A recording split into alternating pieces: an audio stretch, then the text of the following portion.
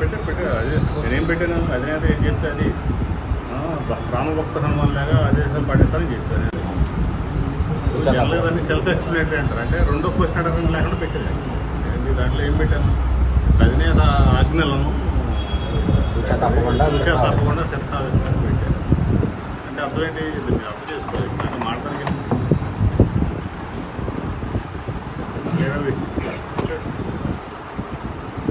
It's self explanatory post social media.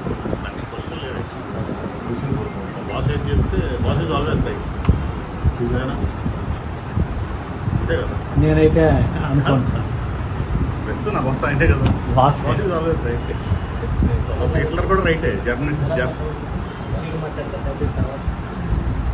కూడా Russia వరకు Hitler రైటే. బాస్ ఎప్పుడు బాస్ ఈజ్ గ్రేట్.